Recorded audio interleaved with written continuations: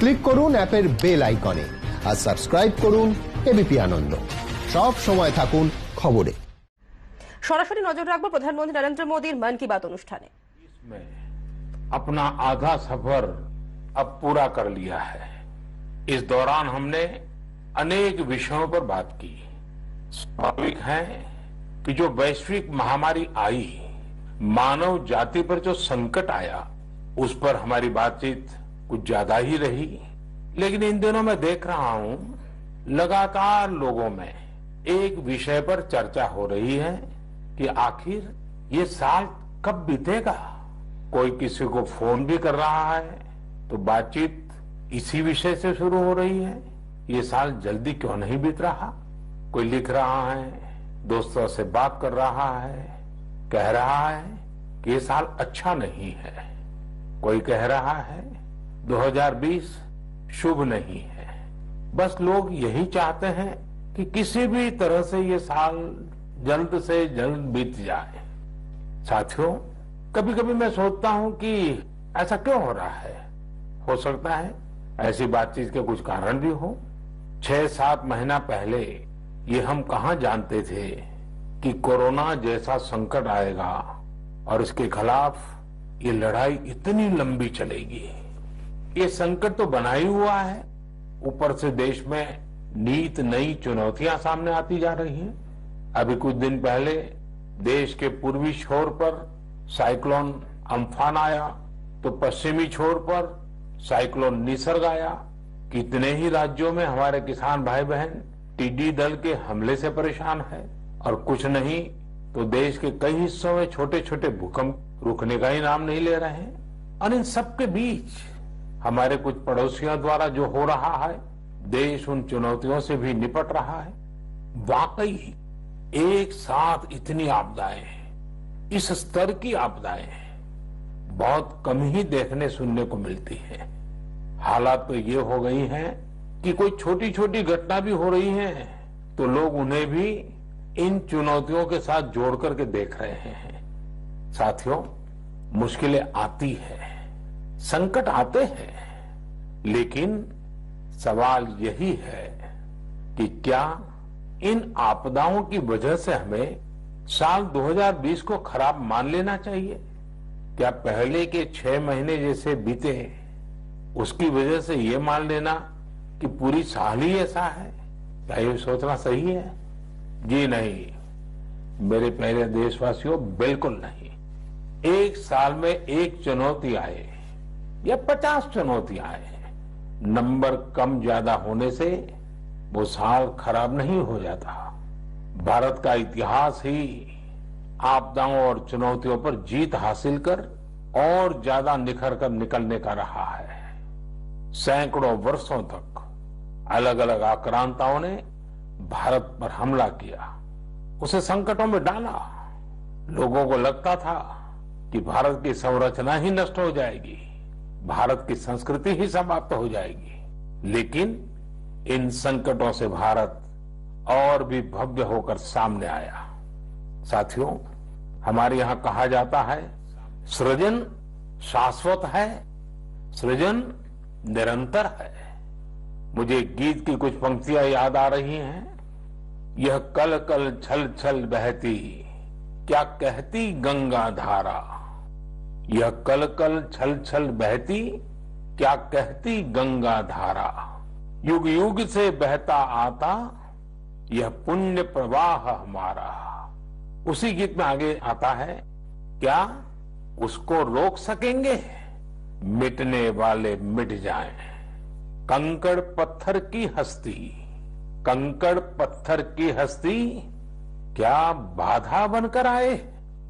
भारत में भी जहां एक तरफ बड़े बड़े संकट आते गए, वहीं सभी बाधाओं को दूर करते हुए अनेकों अनेक सृजन भी हुए, नए साहित्य रचे गए, नए अनुसंधान हुए, नए सिद्धांत गढ़े गए। यानी संकट के दौरान भी हर क्षेत्र में सृजन की प्रक्रिया जारी रही और हमारी संस्कृति पुष्पित पल्लवित होती रही।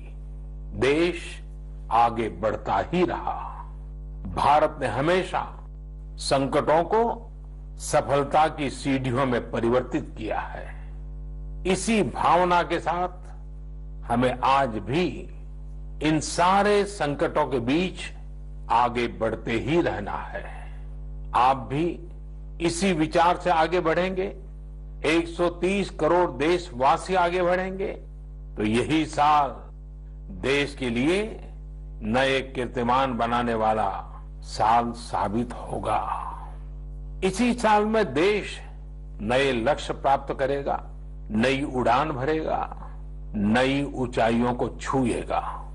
मुझे पूरा विश्वास 130 करोड़ देशवासियों की शक्ति पर है, आप सब पर है, इस देश की महान परंपरा पर है।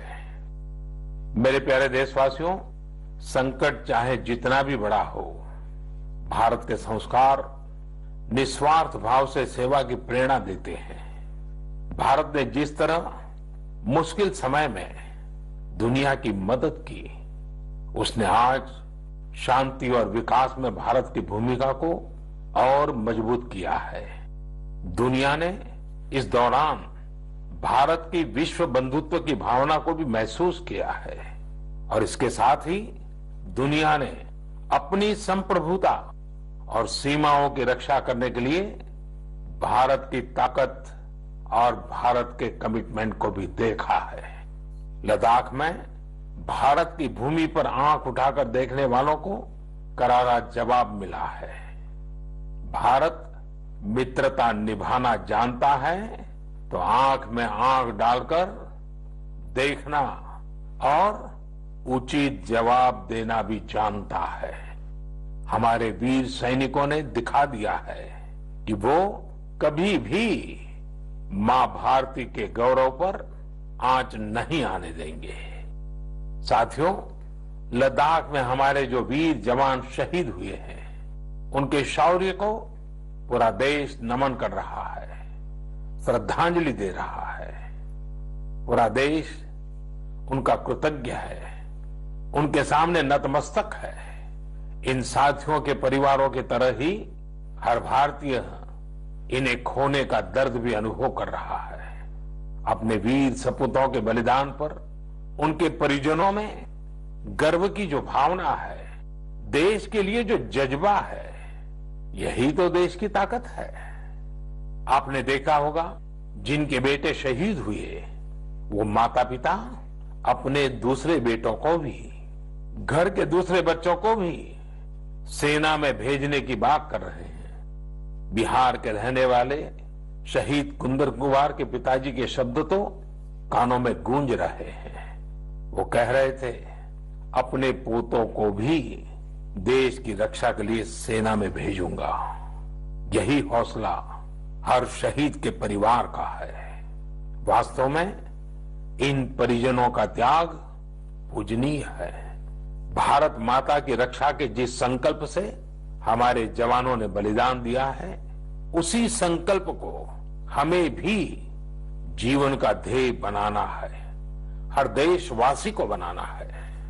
हमारा हर प्रयास इसी दिशा में होना चाहिए, जिससे सीमाओं की रक्षा के लिए देश की ताकत बढ़े, देश और अधिक सक्षम बने, देश आत्मनिर्भर बने। यही हमारे शहीदों को सच्ची श्रद्धांजलि भी होगी। मुझे असम से रजनी जी ने लिखा है कि उन्होंने पूर्वी लद्दाख में जो कुछ हुआ वो देखने के बाद एक प्रण लिया है। प्रण ये कि वो लोकल ही खरीदेंगे, इतना ही नहीं, लोकल के लिए वोकल भी होगी। ऐसे संदेश मुझे देश के हर कोने से आ रहे हैं। बहुत से लोग मुझे पत्र लिखकर बता रहे हैं कि वो इस और बढ़ चले हैं। इसी तरह तमिलनाडु के मदुरई से मोहन रामामूर्ति जी ने लिखा है कि वो भारत को डिफेंस के क्षेत्र में आत्मनिर्भर बनते हुए देखना चाहते हैं। साथियों, आजादी के पहले हमारा देश डिफेंस सेक्टर में दुनिया के कई देशों से आगे था। हमारे यहां अनेकों ऑर्डिनेंस फैक्ट्रियां होती थी। उस समय कई देश जो हमसे बहुत पीछे थे वो आज हमसे आगे हैं। आजादी के बाद डिफेंस सेक्टर में हमें जो प्रयास करने चाहिए थे, हमें अपने पुराने अनुभवों का जो लाभ उठाना चाहिए था, हम उसका लाभ नहीं उठा पाए।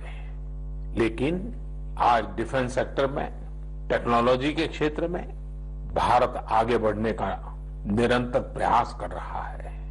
भारत आत्मनिर्भरता की तरफ कदम बढ़ा रहा है। साथियों, कोई भी मिशन पीपल्स पार्टिसिपेशन, जन भागीदारी के बिना पूरा नहीं हो सकता, सफल नहीं हो सकता। इसलिए आत्मनिर्भर भारत की दिशा में एक नागरिक के तौर पर हम सबका संकल्प, समर्पण और सहयोग बहुत जरूरी है, अनिवार्य है। आप लोकल खरीदेंगे, लोकल के लिए वोकल होंगे, तो समझिए आप देश को मजबूत करने में अपनी भूमिका निभा रहे हैं। ये भी एक तरह से देश की सेवा ही है। आप किसी भी प्रोफेशन में हो, हर एक जगह देश सेवा का बहुत स्कोप होता ही है। देश की आवश्यकता को समझते हुए जो भी कार्य करते हैं वो देश की सेवा ही होती है। आपकी यही सेवा देश को कहीं न कहीं मजबूत भी करती है।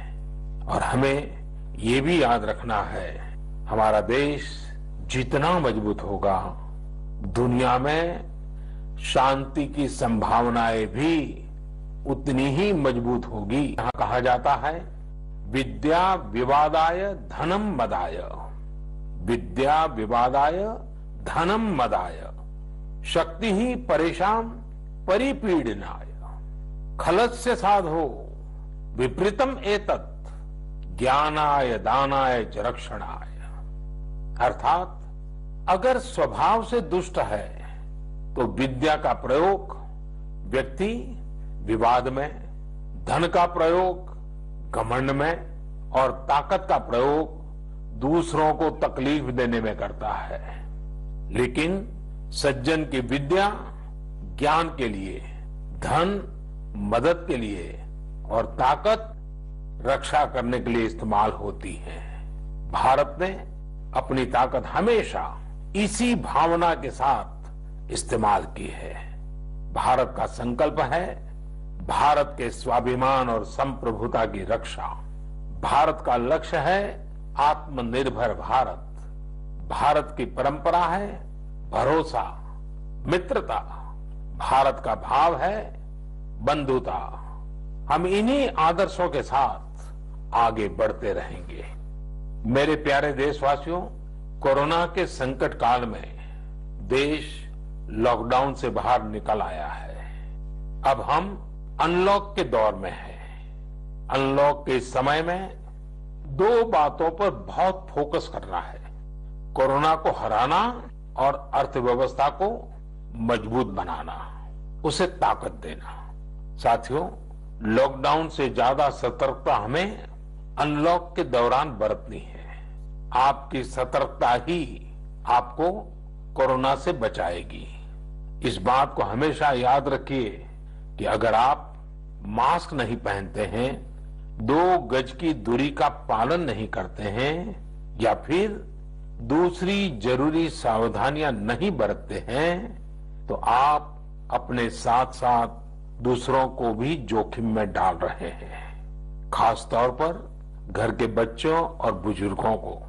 इसीलिए सभी देशवासियों से मेरा निवेदन है, और ये निवेदन मैं बार बार करता हूं, और मेरा निवेदन है कि आप लापरवाही मत बरतिए, अपना भी ख्याल रखिए और दूसरों का भी।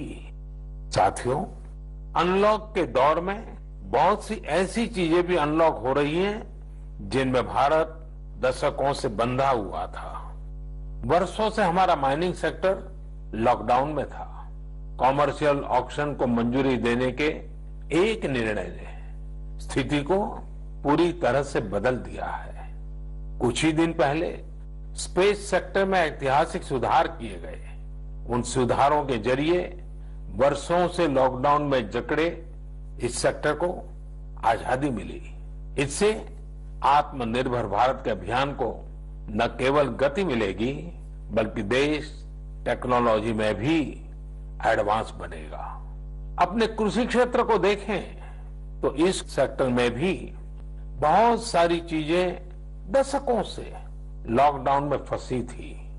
इस सेक्टर को भी अब अनलॉक कर दिया गया है। इससे जहां एक तरफ किसानों को अपनी फसल कहीं पर भी किसी को भी बेचने की आजादी मिली है, वहीं दूसरी तरफ उन्हें अधिक ऋण मिलना भी सुनिश्चित हुआ है। ऐसे अनेक क्षेत्र हैं जहां हमारा देश इन सब संकटों के बीच ऐतिहासिक निर्णय लेकर विकास के नए रास्ते खोल रहा है। मेरे प्यारे देशवासियों, हर महीने हम ऐसी खबरें पढ़ते और देखते हैं जो हमें भावुक कर देती है। यह हमें इस बात का स्मरण कराती है कि कैसे हर भारतीय एक दूसरे की मदद के लिए तत्पर है। वह जो कुछ भी कर सकता है उसे करने में जुटा है। अरुणाचल प्रदेश की एक ऐसी ही प्रेरक कहानी मुझे मीडिया में पढ़ने को मिली। यहां सियांग जिले के मिरेम गांव ने वो अनोखा कार्य कर दिखाया जो समूचे भारत के लिए एक मिसाल बन गया है। इस गांव के कई लोग बाहर रहकर नौकरी करते हैं। गांव वालों ने देखा कि कोरोना महामारी के समय ये सभी अपने गांव की ओर लौट रहे हैं। ऐसे में गांव वालों ने पहले से ही गांव के बाहर क्वारंटीन का इंतजाम करने का फैसला किया। उन्होंने आपस में मिलकर गांव से कुछ ही दूरी पर 14 अस्थायी झोपड़ियां बना दी और ये तय किया कि जब गांव वाले लौटकर आएंगे तो उन्हें इन्हीं झोपड़ियों में कुछ दिन क्वारंटीन में रखा जाएगा। उन झोपड़ियों में शौचालय, बिजली, पानी समेत दैनिक जरूरत की हर तरह की सुविधा उपलब्ध कराई गई। जाहिर है मिरेम गांव के लोगों के इस सामूहिक प्रयास और जागरूकता ने सबका ध्यान अपनी ओर आकर्षित कर लिया। साथियों, हमारे यहां कहा जाता है, स्वभावम न जहाति एव साधु आपद गतो भी सन कर्पूरः पावक स्पृष्टः सौरभम लभते तराम। अर्थात जैसे कपूर आग में तपने पर भी अपनी सुगंध नहीं छोड़ता, वैसे ही अच्छे लोग आपदा में भी अपने गुण, अपना स्वभाव नहीं छोड़ते। आज हमारे देश की जो श्रम शक्ति है, जो श्रमिक साथी हैं, वो भी इसका जीता जागता उदाहरण है। आप देखिए, इन दिनों हमारे प्रवासी श्रमिकों की ऐसी कितनी ही कहानियां आ रही हैं जो पूरे देश को प्रेरणा दे रही है। यूपी के बाराबंकी में गांव लौटकर आए मजदूरों ने कल्याणी नदी का प्राकृतिक स्वरूप लौटाने के लिए काम शुरू कर दिया। नदी का उद्धार होता देख आसपास के किसान, आसपास के लोग भी उत्साहित हैं। गांव में आने के बाद क्वारंटीन सेंटर में रहते हुए, आइसोलेशन सेंटर में रहते हुए हमारे श्रमिक साथियों ने जिस तरह अपने कौशल्य का इस्तेमाल करते हुए अपने आसपास की स्थितियों को बदला है, वो अद्भुत है। लेकिन साथियों, ऐसे कितने ही किस्से, कहानियां देश के लाखों गांवों के हैं जो हम तक नहीं पहुंच पाए हैं। जैसा हमारे देश का स्वभाव है, मुझे विश्वास है साथियों कि आपके गांव में भी, आपके आसपास भी ऐसी अनेक घटनाएं घटी होगी। अगर आपके ध्यान में ऐसी बात आई है तो आप ऐसी प्रेरक घटना को मुझे जरूर लिखिए। संकट के इस समय में ये सकारात्मक घटनाएं, ये कहानियां औरों को भी प्रेरणा देगी। मेरे प्यारे देशवासियों, कोरोना वायरस ने निश्चित रूप से हमारे जीवन जीने के तरीकों में बदलाव ला दिया है। मैं लंदन से प्रकाशित फाइनेंशियल टाइम्स में एक बहुत ही दिलचस्प लेख पढ़ रहा था। इसमें लिखा था कि कोरोना काल के दौरान अदरक, हल्दी समेत दूसरे मसालों की मांग एशिया के अलावा अमेरिका तक में भी बढ़ गई है। पूरी दुनिया का ध्यान इस समय अपनी इम्यूनिटी बढ़ाने पर है और इम्यूनिटी बढ़ाने वाली इन चीजों का संबंध हमारे देश से है। हमें इनकी खासियत विश्व के लोगों को ऐसी सहज और सरल भाषा में बतानी चाहिए जिसे वे आसानी से समझ सकें और हम एक हेल्दियर प्लेनेट बनाने में अपना योगदान दे सकें। मेरे प्यारे देशवासियों, कोरोना जैसा संकट नहीं आया होता तो शायद जीवन क्या है, जीवन क्यों है, जीवन कैसा है, हमें शायद ये याद ही नहीं आता। कई लोग इसी वजह से मानसिक तनाव में जीते रहे हैं। तो दूसरी ओर लोगों ने मुझे ये भी शेयर किया है कि कैसे लॉकडाउन के दौरान खुशियों के छोटे छोटे पहलू भी उन्होंने जीवन में रीडिस्कवर किए हैं। कई लोगों ने मुझे पारंपरिक इंडोर गेम्स खेलने और पूरे परिवार के साथ उसका आनंद लेने के अनुभव भेजे हैं। साथियों, हमारे देश में पारंपरिक खेलों की बहुत समृद्ध विरासत रही है। जैसे आपने एक खेल का नाम सुना होगा, पचीसी। यह खेल तमिलनाडु में पल्लानुंगली, कर्नाटक में अली गुली मणे और आंध्र प्रदेश में वामन गुंटलू के नाम से खेला जाता है। ये एक प्रकार का स्ट्रेटेजी गेम है जिसमें एक बोर्ड का उपयोग किया जाता है। इसमें कई खांचे होते हैं जिनमें मौजूद गोली या बीज को खिलाड़ियों को पकड़ना होता है। कहा जाता है कि यह गेम दक्षिण भारत से दक्षिण पूर्व एशिया और फिर दुनिया में फैला है।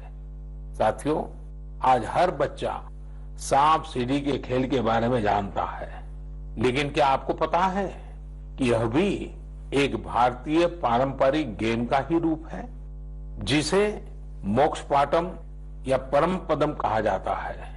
हमारे यहाँ का एक और पारंपरिक गेम रहा है गुट्टा। बड़े भी गुट्टे खेलते हैं और बच्चे भी। बस एक ही साइज के 5 छोटे पत्थर उठाएं और आप गुट्टे खेलने के लिए तैयार।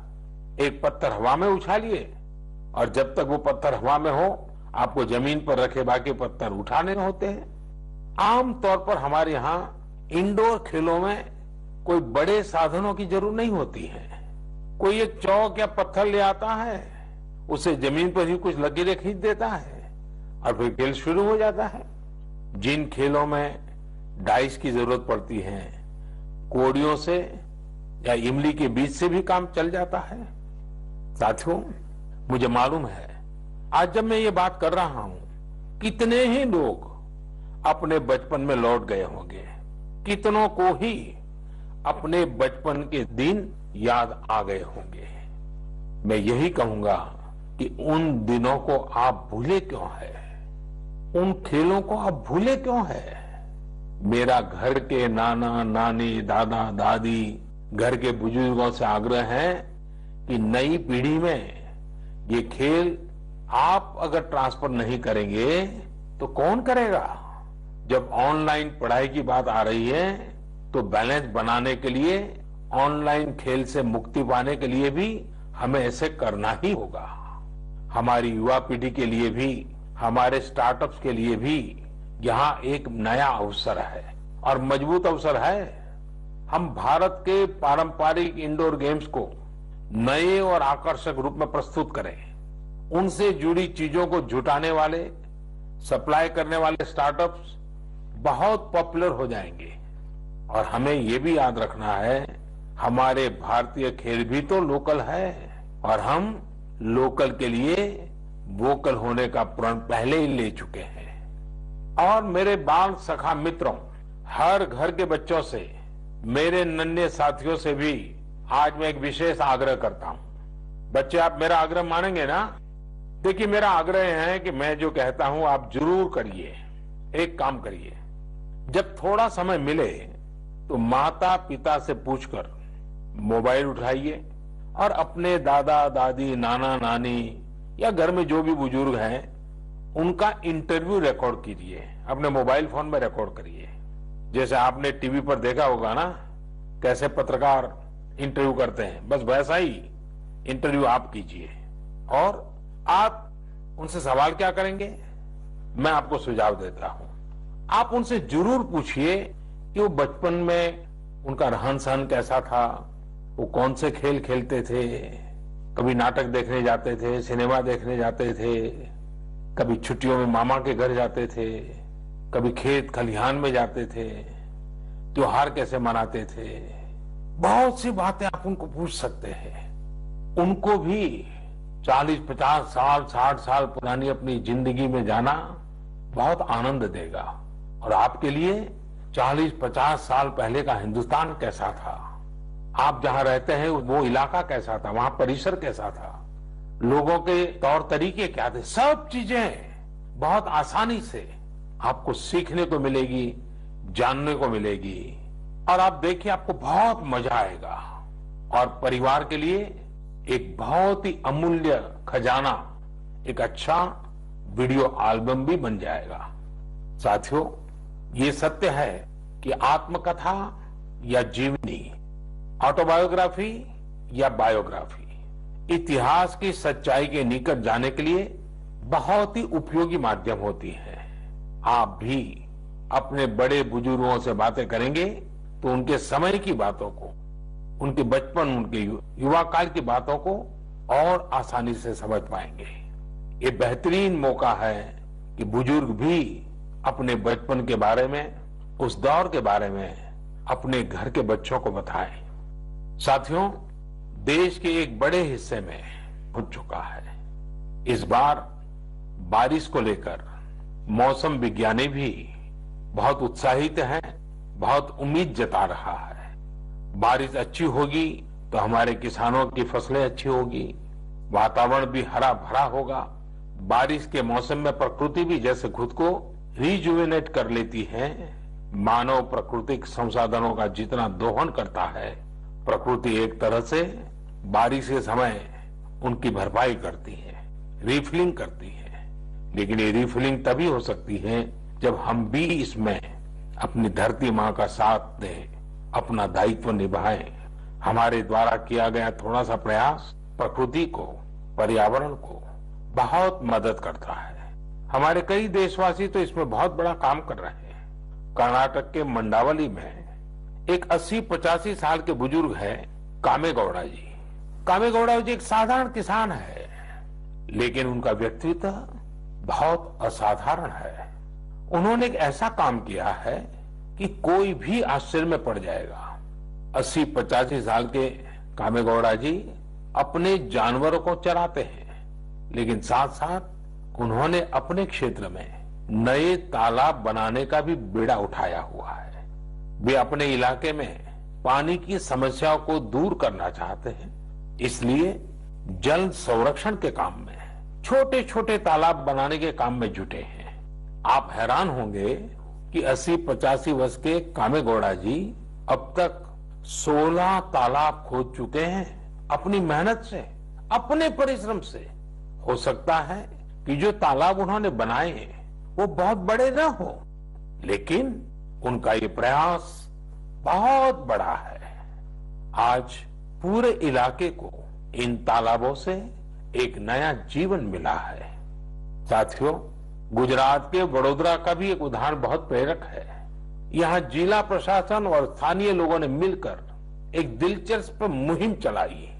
इस मुहिम की वजह से आज वडोदरा में 1000 स्कूलों में रेन वाटर हार्वेस्टिंग होने लगी है। एक अनुमान है कि इस वजह से हर साल औसतन करीब 10 करोड़ लीटर पानी बेकार बह जाने से बचाया जा रहा है। साथियों, इस बरसात में प्रकृति की रक्षा के लिए, पर्यावरण की रक्षा के लिए हमें भी कुछ इसी तरह सोचने की, कुछ करने की पहल करनी चाहिए। जैसे कई स्थानों पर गणेश चतुर्थी को लेकर तैयारियां शुरू होने जा रही होगी, क्या इस बार हम प्रयास कर सकते हैं कि इको फ्रेंडली गणेश जी की प्रतिमाएं बनाएंगे और उन्हीं का पूजन करेंगे?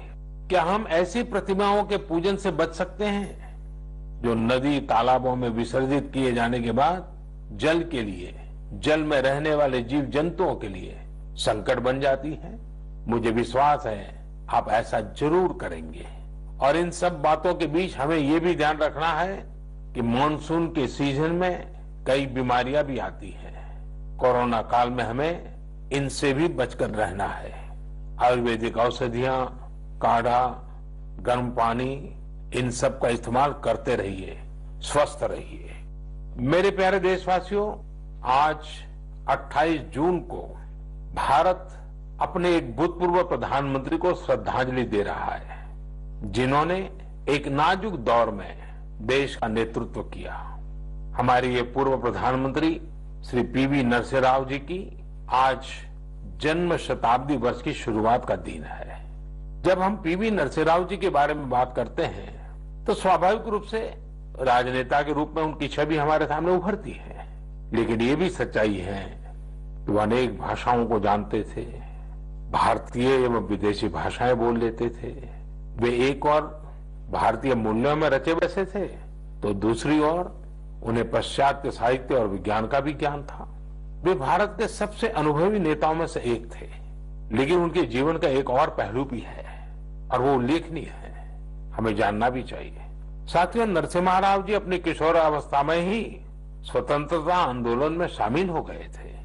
जब हैदराबाद के निजाम ने वंदे मातरम गाने की अनुमति देने से इनकार कर दिया था, तब उनके खिलाफ आंदोलन में उन्होंने भी सक्रिय रूप से हिस्सा लिया था। उस समय उनकी उम्र सिर्फ 17 साल थी। छोटी उम्र से ही श्रीमान नरसिम्हा राव अन्याय के खिलाफ आवाज उठाने में आगे थे। अपनी आवाज बुलंद करने में कोई कोर कसर बाकी नहीं छोड़ते थे। नरसिम्हा राव जी इतिहास को भी बहुत अच्छी तरह समझते थे।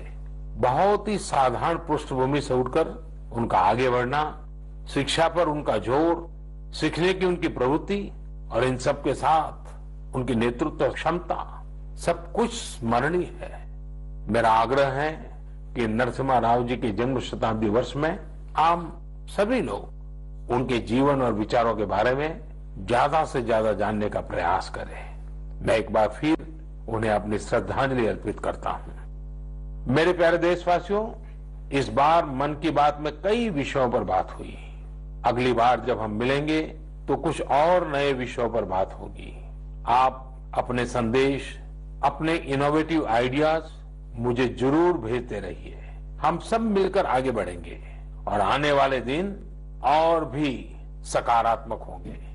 जैसा कि मैंने आज शुरू में कहा, हम इसी साल यानी 2020 में ही बेहतर करेंगे, आगे बढ़ेंगे और देश भी नई ऊंचाइयों को छुएगा। मुझे भरोसा है कि 2020 भारत को इस दशक में एक नई दिशा देने वाला वर्ष साबित होगा।